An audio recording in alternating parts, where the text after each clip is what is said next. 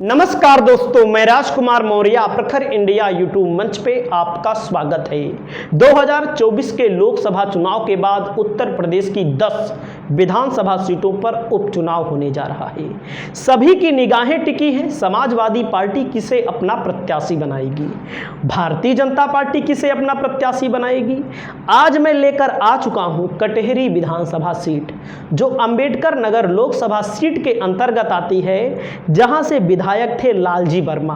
यह सीट खाली हो गई है और इस सीट पर अखिलेश यादव किसे दांव पर लगाने जा रहे हैं, किसको टिकट देने जा रहे हैं। जैसा कि हमारे पास जानकारी आ रही है कि अखिलेश यादव भीम निषाद को टिकट यहां से दे सकते हैं। अब भीम निषाद को टिकट मिलेगा तो यहां की स्थिति क्या रहेगी, परिस्थिति क्या रहेगी, पूरी वीडियो में आप बने रहिए। मैं आपको पूरा आंकड़ा यहां पर पेश कर रहा हूं और यहां का राजनीतिक समीकरण, जातीय समीकरण क्या है। इस सीट पर सबसे ज्यादा बार अगर कोई विधायक बना तो निषाद समुदाय का व्यक्ति ही विधायक बना है। कौन? निषाद ही व्यक्ति बना है यहां पर विधायक। यहां पर लालजी वर्मा 2017 जीते, 2012 में हार गए थे और 2022 जीते। 17 में जीते बसपा के टिकट पर और 22 में जीते समाजवादी पार्टी के टिकट पर। लेकिन जीत हार का जो अंतर रहा बेहद कम रहा। इस सीट पर अगर समाजवादी पार्टी निषाद को टिकट नहीं देगी तो मैं पुख्ता जानकारी के तौर पर बता रहा हूं कि बीजेपी यहां पर निषाद को टिकट दे सकती है, जिसकी पूरी संभावना है। किसी निषाद को दे सकती है, बीजेपी के पास भी नेता है निषाद के। तो यहां पर अगर समाजवादी पार्टी निषाद को टिकट देती है तो आप देखिए, बसपा चुनाव जीती है 1996 से, मैंने आंकड़ा उठाया है। धर्मराज निषाद आपके सामने आंकड़ा, मैं तो झूठ बोल नहीं रहा हूं। 1996 में जीते, बसपा से जीते, लेकिन निषाद और दलित का वोट इकट्ठा हुआ, चुनाव जीत लिए। और धर्मराज निषाद बसपा से चुनाव जीते यहां पर। और मैं बता दूं दोस्तों, 2007 में लगातार 3 बार चुनाव जीते। अब यहां पर आइए, 12 में संगलाल माझी, ये भी निषाद के अंतर्गत आएंगे। अब यहां पर 17 में जीते लालजी वर्मा और 22 में जीते लालजी वर्मा। अगर समाजवादी पार्टी निषाद को यहां टिकट नहीं देगी तो बीजेपी धर्मराज निषाद को टिकट देने जा रही है, ऐसा हमको जानकारी मिल रही है। क्योंकि निषाद वोट यहां सबसे ज्यादा है। असल बात, जातीय जनगणना नहीं हुई है, इसको लेकर के कुछ लोग कहते हैं कहीं कुर्मी ज्यादा हैं, कुछ लोग कह सकते हैं कहीं पर यादव ज़्यादा हैं, कुछ लोग कह सकते हैं कहीं पर मौर्या ज़्यादा हैं। तो जैसे आप लोगों ने सुना होगा, फूलपुर में सबसे ज़्यादा कुर्मी बताए जाते हैं। हालांकि जब लोकसभा का चुनाव आया, समाजवादी पार्टी ने वहाँ पर पहली बार मौर्या को टिकट दिया, तब समझ में आ गया कि सपा इस सीट को जीत सकती है। फूलपुर की विधानसभा सीट बताई जाती है कुर्मी बाहुल्य है, लेकिन वहाँ पर यादव, मुसलमान और एक बिरादरी और मिल जाए तो सपा उस सीट को जीत लेगी। अब आप समझिए वो बिरादरी कैसे मिलेगी, वो बिरादरी टिकट देने से ही मिलेगी। अब आप समझ सकते हैं। तो मैं उल्टा लेकर आया हूं, अन्य की आबादी लगभग 10,000, अन्य की आबादी लगभग 10,000 है यहां पर।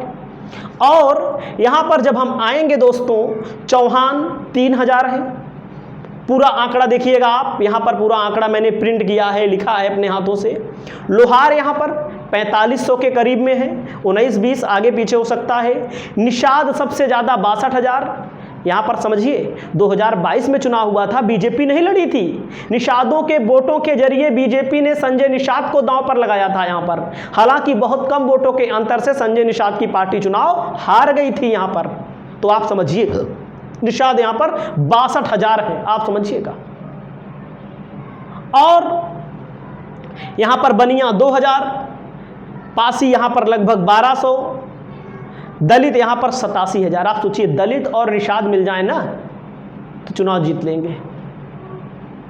समाजवादी पार्टी के लिए क्या जरूरी है? समाजवादी पार्टी के लिए यादव, मुसलमान, निषाद, वर्मा, और अगर बीजेपी या समाजवादी पार्टी यहाँ लालजी वर्मा के यहाँ टिकट देती है तो कहीं ना कहीं निषाद बीजेपी के सपा के पाले में नहीं आने वाला, एकदम साफ बता दूं मैं आपको। क्योंकि अगर कोई बार बार बन रहा है, अगले समुदाय को भी मौका मिलना चाहिए। नाई यहाँ पर 6,000 हैं, गौड़ यहाँ पर 15,000 हैं। आगे मैं दिखाना चाहता हूँ, ओपन हो रहा है। ठाकुर यहाँ 32,000 हैं, जो बीजेपी का बेस वोट है, बीजेपी के साथ हमेशा खड़े रहे हैं, अभी भी खड़े हैं। लोग चाहे जो नैरेटिव फैलाएं, लेकिन ठाकुर बीजेपी के साथ है और रहेगा भी। आप देख लीजिएगा आने वाले समय में। अगर मैं बता दूं समाजवादी पार्टी यहाँ पर पटेल को टिकट देगी तो ये जानिएगा हारने का चांस रहेगा। मैं नहीं कह सकता कि हार ही जाएगी, लेकिन हारने का चांस रहेगा, देख लीजिएगा। और अगर बीजेपी ने यहाँ निषाद जी दे दिया तो मामला गड़बड़ हो जाएगा, ये मैं पहले बता दे रहा हूँ। अब आप लोग रिजल्ट आएगा तो दिखाऊंगा। धरिकार यहाँ पर 7,000 है, प्रजापति यहाँ पर 8500 हैं। और हालांकि मैं बता दूं दोस्तों, अखिलेश यादव मानते बहुत हैं भीम निषाद को भी, उनसे ज़्यादा मानते हैं लालजी वर्मा को, क्योंकि वहाँ के सांसद हैं, वहाँ के एक नेता रहे हैं काफ़ी दिन से, वहाँ से विधानसभा का चुनाव जीतते रहे हैं। तो आप समझ सकते हैं। लाला यहाँ पर 3,000 हैं, मौर्य यहाँ पर 15,000 हैं, ठाकुर यहाँ पर 32,000 हैं, वर्मा यहाँ पर 33,000 है, निषाद से कम वर्मा है।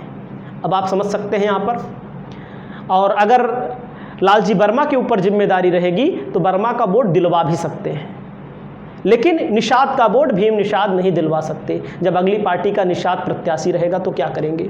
ब्राह्मण यहाँ 52,000 है, जो बीजेपी के कोर वोटर हैं। मुसलमान यहाँ पर 52,000 के करीब में हैं। 19-20 इधर उधर हो सकता है, 1,000-2,000 इधर उधर। मुसलमान यहाँ पर 52,000 हैं, जो समाजवादी पार्टी के कोर वोटर माने जाते हैं। यादव जो बीजेपी को वोट देगा ही नहीं, आप सब समझते हैं, उसमें कुछ कहने की बात रह नहीं जाती। 35,000 हैं यादव यहाँ पर। तो कटहरी विधानसभा सीट को लेकर दोस्तों संजय निषाद ने भी पूरी ताकत झोंकी थी कि हमको बीजेपी यहाँ पर लड़ाए, हमारी पार्टी को लड़ाए। क्योंकि 2022 में संजय निषाद लड़े थे, यहाँ से इनकी पार्टी लड़ी थी, हार गई थी, वो बात अलग है। 7,000-8,000 वोटों से चुनाव हार गई थी, क्योंकि उस समय समाजवादी पार्टी की लहर थी, जो अभी भी है। लालजी वर्मा को 15-20 हज़ार वोट यहाँ ज़्यादा मिला है बीजेपी से इस विधानसभा में, तो उनकी दावेदारी को हम इग्नोर नहीं कर सकते। बड़े नेता हैं, वो अपनी बेटी के लिए चाह रहे हैं, क्योंकि कोई भी नेता होता है अपनी की राजनीति के अलावा अपने बेटे और बेटियों को सेटलमेंट करने का जुगाड़ करता है। अब चाहे जिसको देख लीजिए, हम किसी पर आरोप प्रत्यारोप नहीं लगा रहे हैं। स्वामी प्रसाद मौर्य अपनी बेटे और बेटे को सेट करने के चक्कर में रहे। ओम प्रकाश राजभर, अनुप्रिया पटेल, पल्लवी पटेल का भी नाम आया था। कब आया था? अपनी माताजी को राज्यसभा भेजना चाहती थी, आपने देखा रहा होगा। जितने भी नेता हैं, चाहे बीजेपी के हों, चाहे समाजवादी पार्टी के हों, चाहे बसपा के हों, चाहे जिस पार्टी के हों, सब अपने परिवार वालों को सेट करना चाहते थे। भीम निषाद हैं कौन? बहुत ही प्रतिष्ठा के धनी व्यक्ति हैं। मौका मिला सुल्तानपुर से चुनाव लड़ने के लिए, लेकिन अखिलेश ने टिकट काट दिया।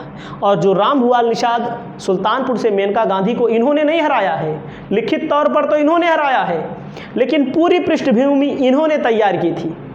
पीडीए लगातार साल भर से बेचारे प्रचार कर रहे थे, अखिलेश जी ने ही भेजा था। इनके साथ सुल्तानपुर में केवल ताहिर खान खड़े थे बस। ये तो मान लीजिए ज़बरदस्ती हमको लगता है ले जा करके खड़े कर दिए गए हैं, चाहे ताहिर खान जी हो, चाहे भीम निषाद जी हो, क्योंकि टिकट काटा गया बेचारे। बहुत दुख हुआ हमको इसलिए, क्योंकि पूरी फील्ड इन्होंने सजा दी थी मेनका गांधी को हराने के लिए। बैकवर्ड को एक कर दिया था, पिछड़े अति पिछड़े निषाद समाज को एक करके खड़ा कर दिया था, साल भर मेहनत करके। चलो ठीक है, नसीब में नहीं रहा। तो छाया वर्मा की भी नाम की भी चर्चा है। इनको देखो टिकट काट करके, देखो स्टार लगा है, टिकट काट करके सुल्तानपुर से रामभुआल निषाद को दिया गया था। देखो आपके सामने, पहले धर्मेंद्र यादव को आजमगढ़ से मिला था, बाद में पहले धर्मेंद्र यादव को आजमगढ़, फिर बदायूं आदित्य यादव, इधर उधर किया गया था। तो भीम निषाद को देखो टिकट मिला था, अखिलेश जी ने टिकट दिया था। अखिलेश जी से नाराज़ होकर के योगी जी से भी मिलने चले गए थे, लेकिन अखिलेश यादव ने इनको बुलाया और इनको राष्ट्रीय सचिव बनाया। और राष्ट्रीय सचिव कोई बहुत बड़ा पावर वाला थोड़ी होता है, वो तो बनाए भले हैं, लेकिन जब तक कोई सांसद ना बने, जब तक कोई विधायक ना बने, तब तक वह अपने समाज के लिए कुछ नहीं कर सकता, जनता के लिए नहीं कुछ कर सकता। पार्टी चाहे जो बना दे, राष्ट्रीय सचिव बना दे, राष्ट्रीय महासचिव बना दे, उसमें फंड थोड़ी आता है, उसमें सुनवाई थोड़ी होती है। सरकार रहेगी तो भले सुनवाई हो, सरकार नहीं रहेगी तो नहीं होगी।